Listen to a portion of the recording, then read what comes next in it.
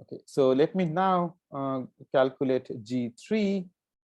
So connected G3 C x1, x2, x3.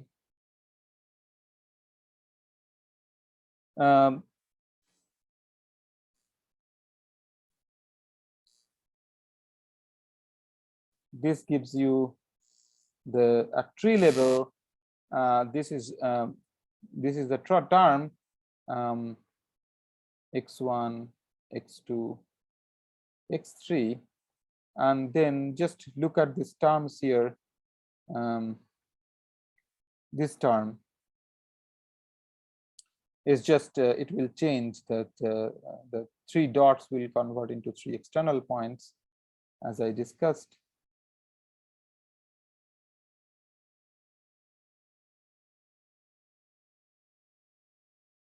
X1, x2, x3. Now, after this, a non-trivial thing happens for this diagram.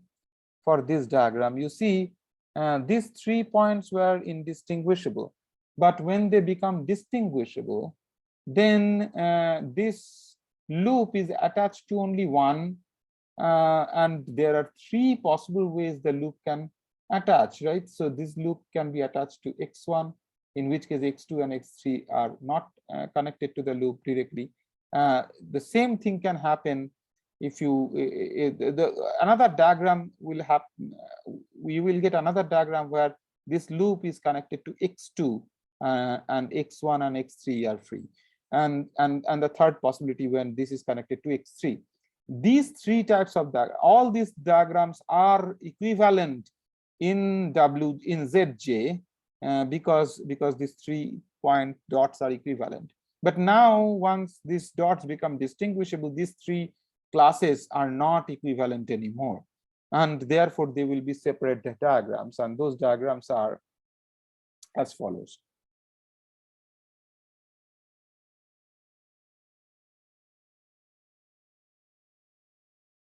So x1, x2, x3. Then the same diagram, you can write the same diagram.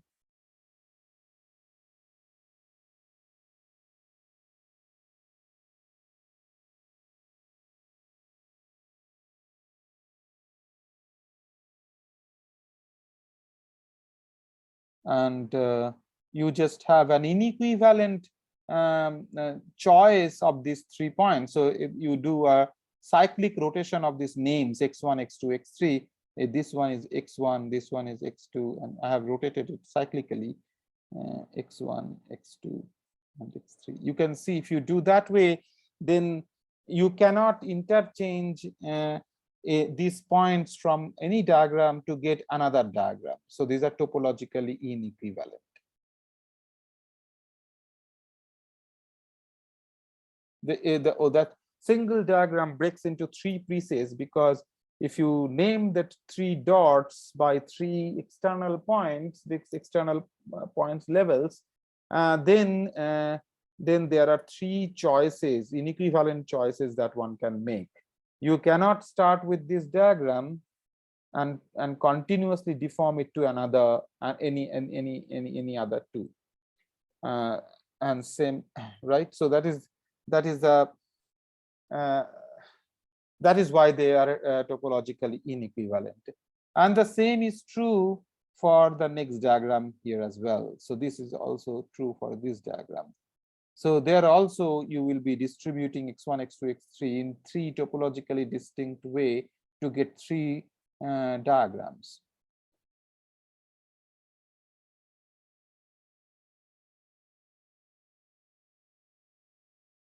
So that will be this one. Let me just copy this.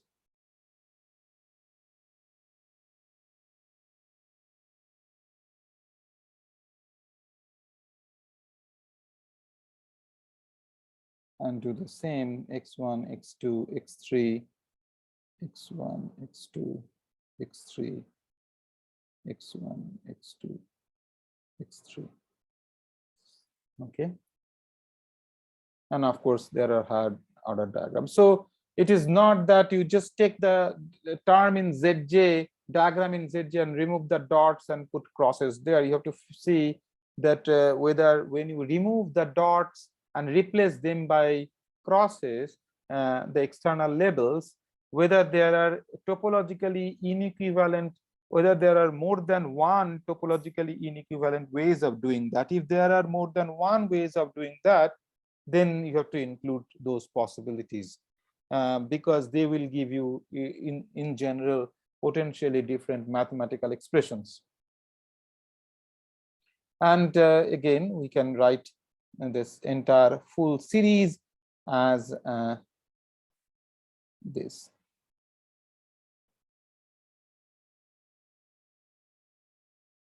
So that's x1, x2, x3, and this blob represents all the diagrams, infinite number of diagrams.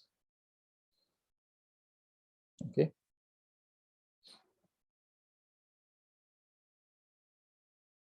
Now, this is all what I wanted to say about the Green's function, how to calculate the diagrammatics, find the diagrammatics of Green's functions. This is how you do it, which comes from Wj, the Zj, and that also we discussed. So that is all about wanted to say about this, the diagrammatics of the Green's functions. But so far all our discussions have been in position space. A great use of is made of the momentum space Green's function in studying quantum field theory, and we will discuss that momentum space Green's function now. So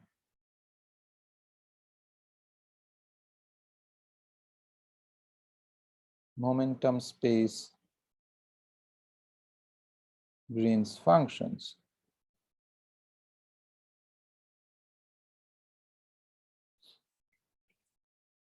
So you define an endpoint Green's function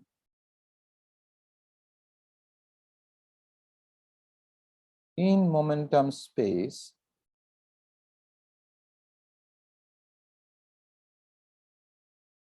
by G tilde of n. Instead of n external space-time points, you have n external momenta, p1 to pn, then 2 pi to the power d times delta p1 plus up to pn. Recall that our simplified notation delta here is actually a d-dimensional Dirac delta function we are using, and also for the differentials we are using only dx, etc. so on. Now this is called the momentum space Green's function. Its definition that this multiplied with this factor will match with dx1 to dxn e to the power minus I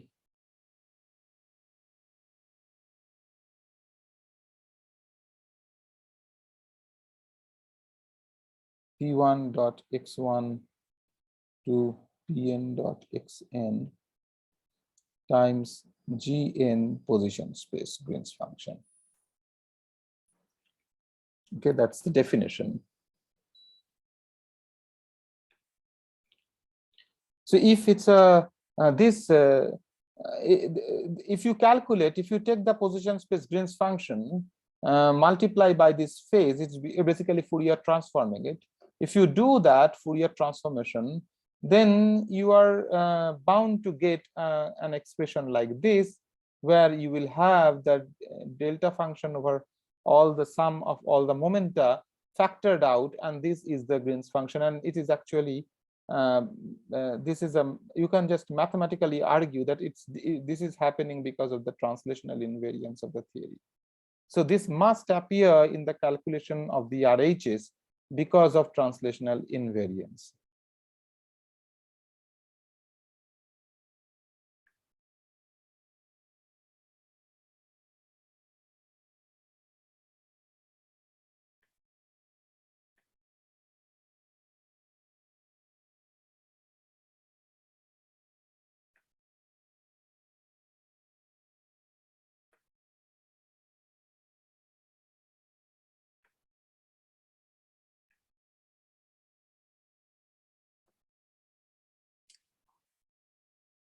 So we would like to have, if we call that as a Green's function, momentum space Green's function, we'd like to have a separate, the entire calculation done in terms of the entire formula framework be done in terms of momentum space Green's function, in terms of the like, you know, in quantum field theory 1 course, you have seen the particle excitations are given by some plane wave solutions, and those are constant p states. And so in position space, you have the particles sitting at x1, x2 up to xn, the in external points. Here you have in external momenta, which are like some incoming particle crashing together and then scattering off of each other. And that's how we will be able to, you know, interpret this mathematical object. So we would like to have our framework, full framework done entirely in terms of this momentum space language, and therefore we should have a Feynman set of Feynman rules, instead of going all the time from position space Feynman rules and derive it like this calculation. See, according to this, you should start out with this. Any diagram I give in position space, you have to start out with the corresponding expression, do the Fourier transform, and calculate this. Instead of doing that, we should have a separate framework just dealing with momentum space language, which will involve both the diagrams and in momentum space language. So far we have discussed diagrams in position space language. Now we should deal with diagrams in momentum space language and the corresponding Feynman diagrams. So in order to understand how to draw the momentum space diagrams and write down Feynman rules, let us do some warm-up calculations, starting from the, you know, simple ones, and see what is the structure of this momentum space Green's function here. Okay, so that is what we are going to do now.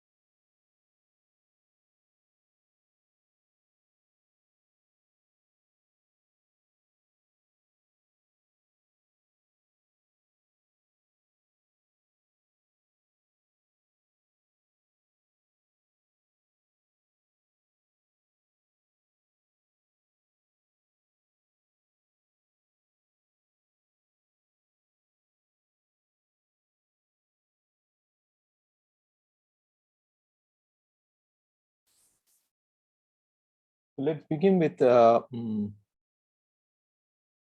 G2. The first calculation is G tilde 2 P1 comma P2 2 pi to the power d delta P1 plus P2 must be given by integral dx1 dx2 to the power minus I P1 dot x1 plus P2 dot x2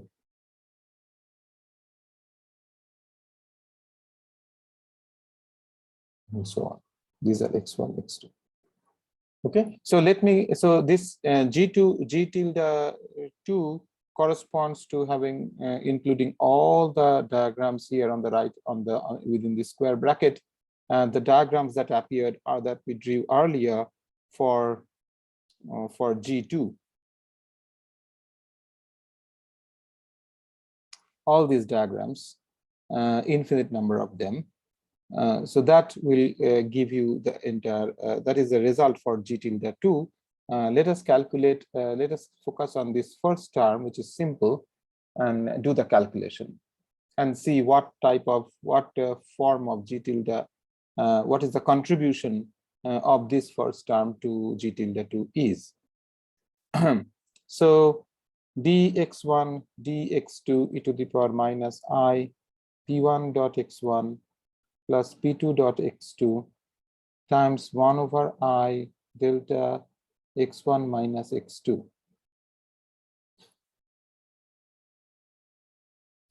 So that's 1 over I. Now delta x1 minus x2 has an expression which is given in terms of an integral over the momentum. And so that's what we are going to use. Dx1 dx2 dq tilde over 2 pi to the power d e to the power minus I p1 dot x1 plus p2 dot x2 times e to the power I q tilde x1 minus x2 divided by q tilde square plus m square. That's the propagator in free theory. Okay. Now these x integrals, x1 and x2 integrals can be done because x1 and x2 appear only in the exponents, and that will impose. So basically x1 and x2 integrals will give you delta functions imposing q tilde, relating q tilde with p1 and p2. So dq tilde over 2 pi to the power d times x1 integral is dx1 e to the power I q tilde minus p1 dot x1 dx2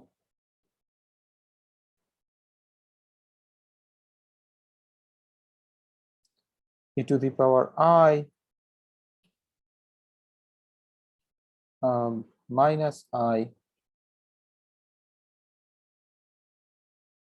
q tilde plus p2 dot x2, right?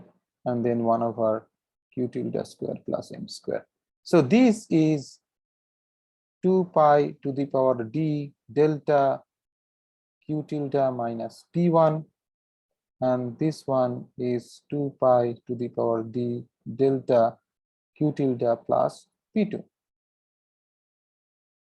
right? So 2 pi, one factor of 2 pi to the power d will cancel with this 2 pi to the power d in the denominator, and we'll be left with one additional factor of 2 pi to the power d. And then when you do the q tilde integration, this delta function will impose q tilde equals p1, and you will be left with a delta function p1 plus p2. So 2 pi to the power d delta p1 plus p2 times 1 over I delta tilde p1, where delta tilde p1 is 1 over p1 square plus m square. This will be the propagator in momentum space, and as usual we must interpret it with an I epsilon prescription or with Euclideanization.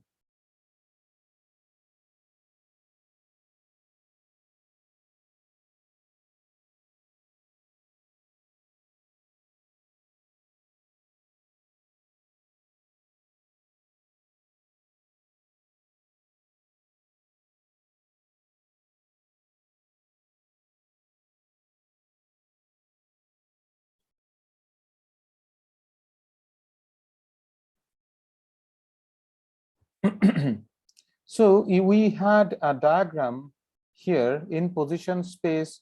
We had a diagram, this one, where x1 and x2 are external points. Instead of two fixed points here, we have a momentum, two external momentum, p1 and p2.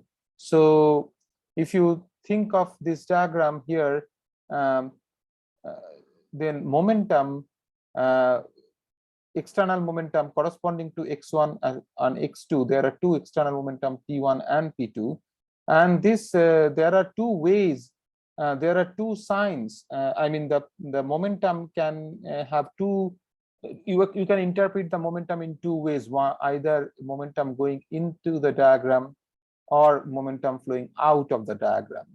Okay, that is why. So you see both the momenta p1 and p2 are defined with the same sign with respect to x1 and x2, and therefore if you choose the momentum, if you draw a diagram where you have an incoming momentum, then this is also an incoming momentum from the other side. So either you choose, there are two sense that you can choose momentum with respect to the diagram, either ingoing or outgoing. So if you choose that way, then it is basically a diagram where P1 incoming and P2 also incoming from the other end, but P2 is same as minus P1. That is same as a single diagram with a momentum P1.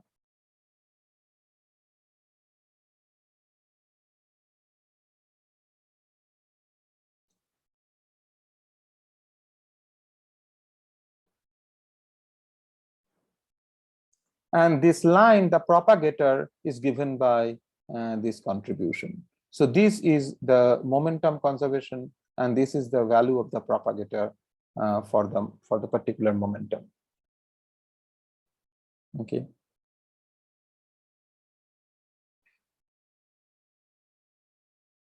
Then let's calculate G3, G tilde 3, P1, P2, P3, 2 pi to the power d delta P1 plus P2 plus P3. Okay, by the way, what I should, okay, so this is the previous calculation. I just calculated that particular first term.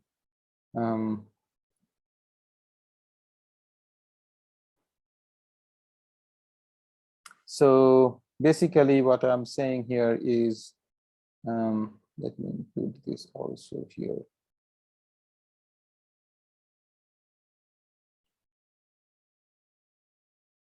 So this contribution, this quantity is therefore can have a diagrammatic representation which starts with this. And then higher order terms, this higher order will be the contributions corresponding to these ones. Okay. Now, if you calculate G3, G tilde 3, then that will also be given in terms of dx1, dx2, dx3, e to the power minus I p1 dot x1 plus p2 dot x2 plus p3 dot x3, and then you have the first term, which is this 3 vertex and higher order term. So let us calculate this particular one in the next page.